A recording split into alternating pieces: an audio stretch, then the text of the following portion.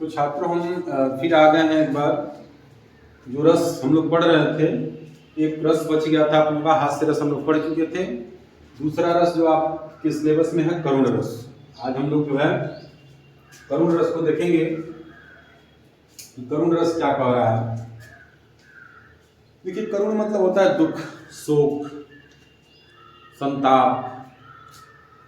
और दुख कब होता है? जब हमारी कोई प्रिय वस्तु हमसे अलग होती है तो हमको दुख होता है।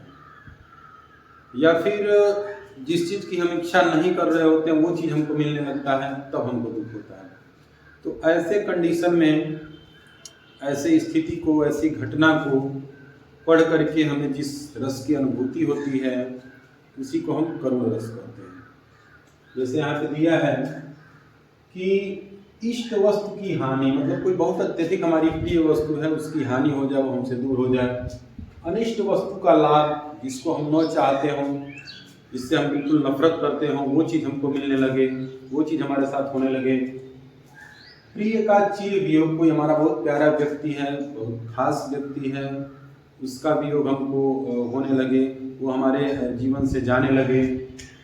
अर्थ हानि, यानी कि बहुत अत्यधिक हमको रुपए पैसे की भी हानि हो गई, हमारा बहुत अत्यधिक नुकसान हो गया।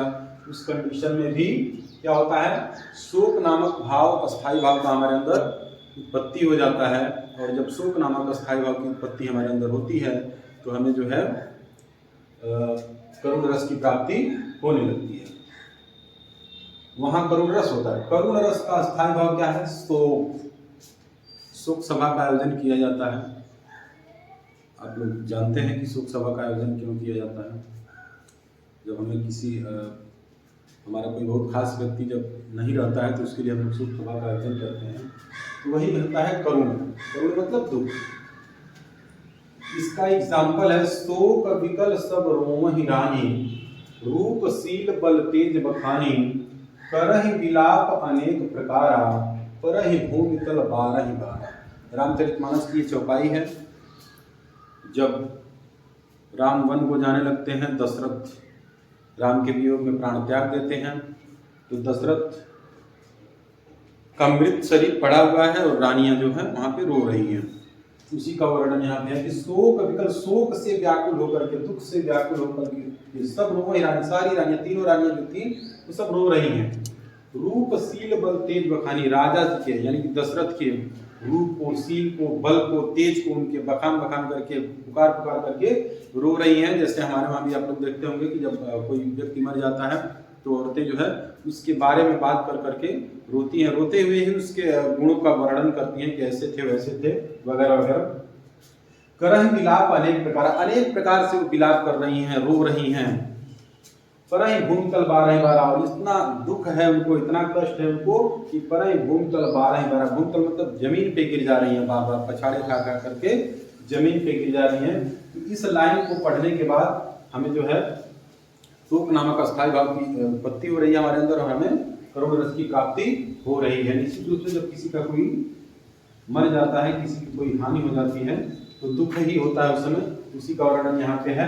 इसका अगर हम डिटेल में देखेंगे इसको तो यहाँ पे है, यहाँ अस्थाई भाव शोक है, क्योंकि जो है यहाँ पे करुण रस की प्राप्ति हो रही है। दशरथ आलंबन है, दशरथ को देख देख करके जो है, आलंबन वही विभाव के दो प्रकार होते हैं, आलंबन विभाव, दीपन विभाव। विभाव कारण होता है, क्यों दुख उत्पन्न हो रहा है, क्यों सुख उत्पन्न हो रहा है, क्योंकि दशरथ मरे हुए। तो दशरथ यहाँ पे आलंबन हो जाएंगे, रानियां आश्रय हो जाएंगी, रानियां आश्रय हो जाएंगी। जहाँ पे रस उत्पन्न होता है, जिसके अंदर अस्थाई भाव जागृत होते हैं, वो आश्रय होता है। तो रानी जो है, दोनों तीनों रानियां जो हैं, उनके अंदर क्या हो रहा है, यहाँ पे अस्थाई भाव जो शोक है वो जागृत हो रहा है, तो रानियां क्या हो जाएंगी, आश्रय हो जाएंगी।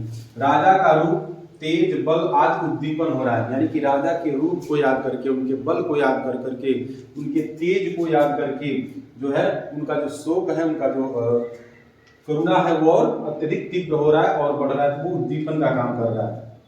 रोना, विलाप करना अनुभाव है।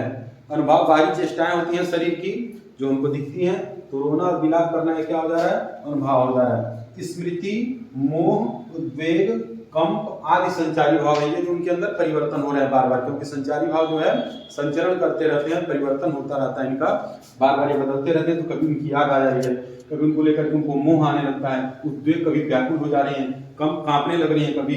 तो ये जो जितने भी इस तरह की चीजें उनके साथ हो रही है संचारी भाव में आ जाएंगी, क्योंकि संचारी भाव बदलते रहते हैं। तो इस तरीके से हम देख रहे हैं कि अस्थाई भाव, विभाव, अनुभाव और संचारी भाव के योग से शोक नामक अस्थाई भाव इस चौपाई में उत्पन्न हो रहा है और करुण रस की प्राप्ति हो रही है। ये आपके सिलेबस में करुण रस था, हास्य रस हमने पढ़ लिया था, करुण रस ये हो गया। एक एग्जाम्पल इसका हम और देख लेते हैं तो और चीजें जो है और क्लियर हो जाएंगी। आइए देखते हैं एक एग्जाम्पल। आइए दूसरा एग्जाम्पल देखते हैं। राघव गिद्ध गोद करलीन हो, नयन सरोज स्नेह सलील, सुचि मन अरग जल दीन हो। यहाँ पे जो है मृत जटायु का वर्णन है। यहाँ पे जब राम सीता को खोज रहे होते हैं तो उस समय जटायु जो है रावण से युद्ध करके गिरे हुए होते हैं धरती पे, तो उस प्रसंग का वर्णन है यहाँ पे।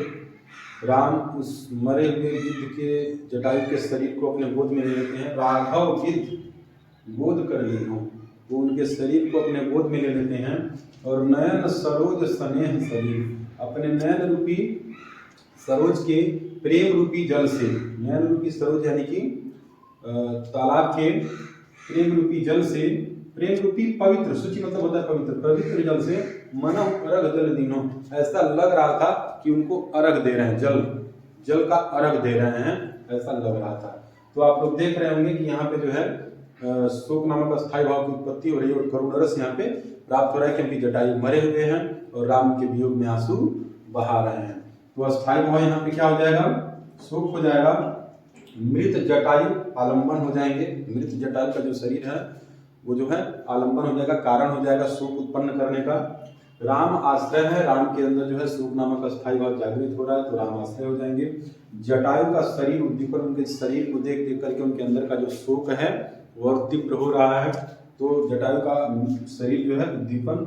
राम का आंसू बहाना अनुभाव हो जाएगा, बाहरी चेष्टा होता है अनुभाव, तो राम का आंसू निकल रहा है वो अनुभाव के रूप में हम देखेंगे।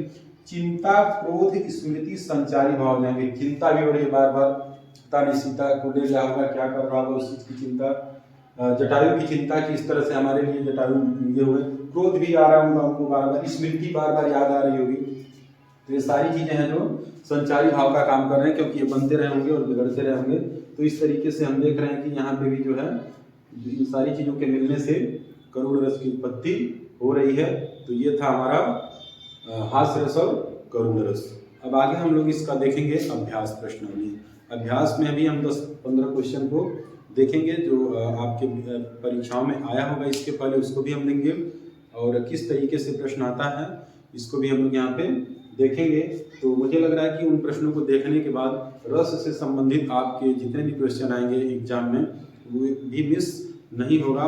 तो अगर आप लोगों को भी ये वीडियो अच्छा लगा हो तो चैनल को सब्सक्राइब कर दीजिएगा, वीडियो को लाइक कर दीजिएगा और शेयर कर दीजिएगा। बहुत बहुत धन्यवाद।